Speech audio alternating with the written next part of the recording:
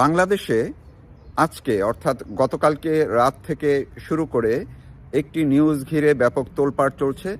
বিশেষ করে বিবিসি বাংলার যে একটি অনুসন্ধানী প্রতিবেদন হিসেবে যেটি প্রচার পেয়েছে ব্যাপকভাবে দেশে কিংবা বিদেশে, সেটি নিয়ে আলোচনা জল্পনা কল্পনার কমতি নেই। কিন্তু বিবিসির এই খবরটি ঘিরে যত না কৌতূহল, তার চেয়ে বেশি মাত্রায় শুরু হয়েছে পক্ষে বিপক্ষে নানানভাবে বিশ্লেষণ। পরিষ্কার করে বলাই যায়, বর্তমানে বাংলাদেশের সরকারের যারা ক্ষমতায় আছেন, ডক্টর মোহাম্মদ ইউনূসের নেতৃত্বাধীন অন্তর্বর্তীকালীন সরকার, এই সরকার এই নিউজটিকে ব্যাপকভাবে বা ফলাও করে প্রচার করছে বা প্রচার করার ব্যবস্থা করেছে বিভিন্ন প্ল্যাটফর্মে, বিভিন্ন মাধ্যমে। এমনকি এই সংবাদটি প্রকাশের পরপরই আপনারা দেখেছেন প্রধান উপদেষ্টার যে প্রেস সচিব শফিকুল আলম, তিনি এটি নিজের ভেরিফাইড ফেসবুক থেকেও শেয়ার করেছেন।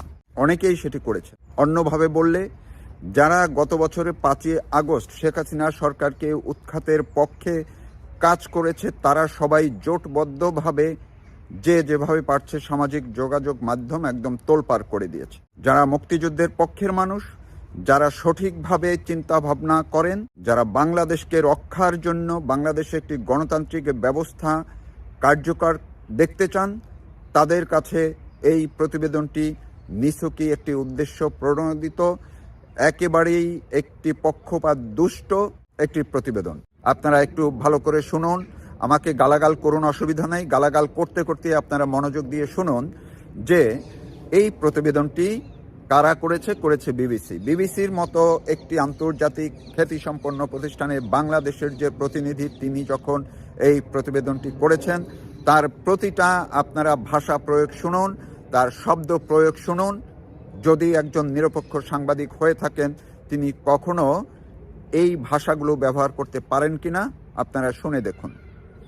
এই শব্দ প্রয়োগ করতে পারেন কিনা আপনারা শুনে দেখুন।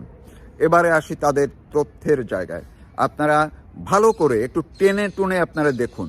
বিবিসি বাংলার এই প্রতিবেদনে বারবার বলা হয়েছে, দেখানো হয়েছে যে পুলিশ গুলি করছে। শেখ হাসিনা নির্দেশ দিয়েছেন, স্বরাষ্ট্রমন্ত্রী নির্দেশ দিয়েছেন, আইজিপি নির্দেশ দিয়েছেন, কমিশনার নির্দেশ দিয়েছেন। সব কিন্তু পুলিশের কথা বলা হচ্ছে। পুলিশ গুলি করছে, মারা যাচ্ছে, আহত হচ্ছে, তারা পিটাচ্ছে, সব দেখাচ্ছে।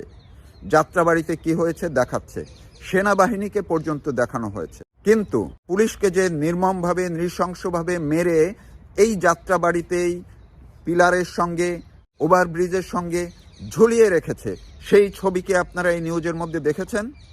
সেটি কি তারা দেখিয়েছে? দেখায়নি।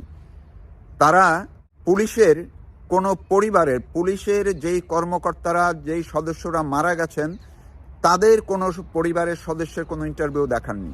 অথচ যিনি আন্দোলনকারী হিসেবে মারা গেছেন, তার পরিবারের সদস্যদের ঠিকই খুঁজে বের করে তাদের ইন্টারভিউ দেখানো হয়েছে। তাইলে আপনারা কেন, যদি নিরপেক্ষ সাংবাদিকতা করতেন, কেন আপনারা এই যে পুলিশ সদস্যরা মারা হয়েছে, যাদেরকে মেরে ঝুলিয়ে রাখা হয়েছে ওভারব্রিজের সঙ্গে, তাদের পরিবারের সদস্যদের বক্তব্য আপনারা কেন দেখালেন না, যদি আপনারা নিরপেক্ষতার প্রমাণ রাখতে চাইতেন? এরপরে আসেন, দেখানো হয়েছে রংপুরে আবু সাইদকে পুলিশ গুলি করছে, পুলিশ মারছে, সেটি দেখানো হয়েছে। কিন্তু তারা দেখায়নি সিরাজগঞ্জে যে 13 জন পুলিশকে পুড়িয়ে হত্যা করা হলো থানার ভিতরে, সেটি তারা দেখায়নি। তো আপনারা রংপুর যেতে পারলেন, আপনারা সিরাজগঞ্জ যেতে পারলেন না। কেমন নিরপেক্ষ সাংবাদিকতায় বিবিসি বাংলাদেশে অন্তত পক্ষে দেখাচ্ছে? আপনারা যারা বিবিসির এই প্রতিবেদনটা নিয়ে অনেক বেশি মাত্রায় কৌতূহলী, বিশেষ করে শেখ হাসিনার রেকর্ড নিয়ে, আপনারা মনে করে দেখুন, শেখ হাসিনার এই বক্তব্য এর আগেও আপনারা শুনেছেন, বিভিন্ন মাধ্যমে এটি প্রকাশ পেয়েছে। 2016 সালে যখন গুলশানে হোলি আর্টিজানে জঙ্গি হামলা ঠেকানোর জন্য সেনাবাহিনীকে, পুলিশকে যেভাবে প্রধানমন্ত্রী শেখ হাসিনা নির্দেশ দিয়েছিলেন, সেই ভয়েস রেকর্ডটি এখন বিবিসি তারা উপস্থাপন করেছে 2024-এর আন্দোলনের ক্ষেত্রে। তারা বলেছে, তারা পরীক্ষা যাচাই বাছাই করে দেখেছে এটি শেখ হাসিনার কণ্ঠ। কিন্তু বিবিসি বাংলার এই প্রতিবেদনে কি শেখ হাসিনার এই কণ্ঠটি কবের, কোন তারিখের সেটি মেনশন করেছে? কেউ কি শুনেছেন?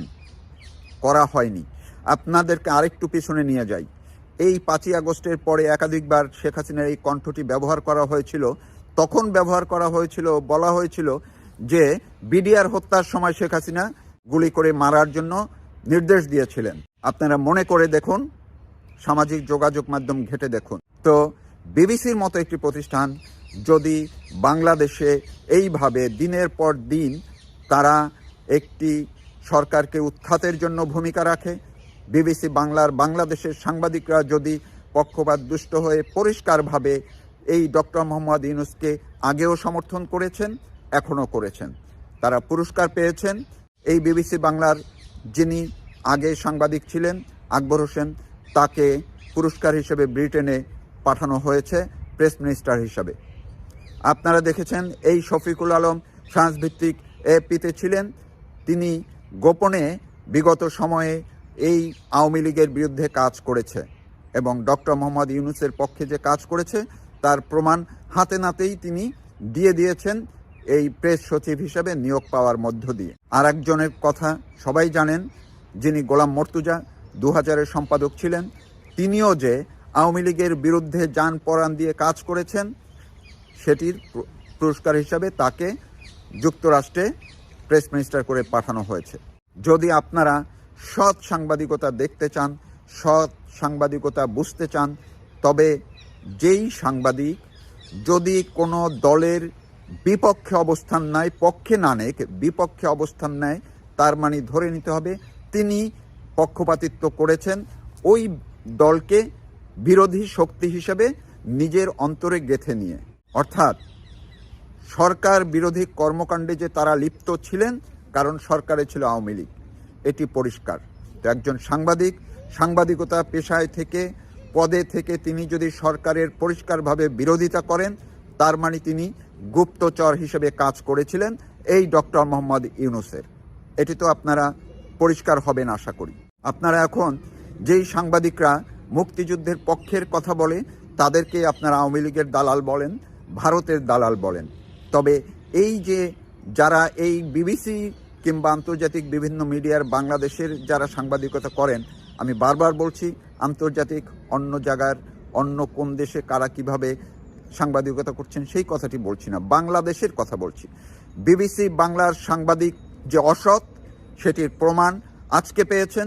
সেটির প্রমাণ এই যে আকবর হোসেন, যাকে এই ডক্টর ইউনূস পুরস্কার দিয়েছে, তার মাধ্যমে প্রমাণ পেয়েছেন। আপনারা ভেবে দেখুন বিবিসি কতটা পক্ষপাত দুষ্ট এবং বাংলাদেশের অনিষ্টের জন্য লেগে আছে, মুক্তিযুদ্ধের বিরুদ্ধে বিপক্ষে যে কাজ করছে। ডক্টর মোহাম্মদ ইউনূসের পেইড সাংবাদিকতায় যে তারা নিয়োজিত আছে, এটির প্রমাণ একেবারেই হাতে নাতে আপনারা পেয়ে গেছেন। দেখুন শফিকুল আলমকে, দেখুন আকবর হোসেনকে, দেখুন গোলাম মর্তুজাকে। আপনারা যারা আওয়ামী লীগের সময় সুবিধা নিয়েছে, শুধু তাদেরকে দলকানা বলবেন, তাদেরকে দালাল বলবেন, আর ওনারাদেরকে ফেরেশতা বলবেন, সেটি তো হবে না।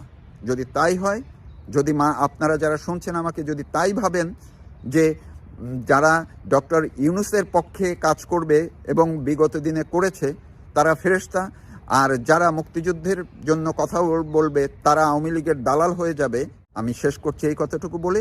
আপনারা ভেবে দেখুন বিবিসির এই সাংবাদিকতার ফল কি হবে, বাংলাদেশকে তারা কোথায় নিয়ে যেতে চায়।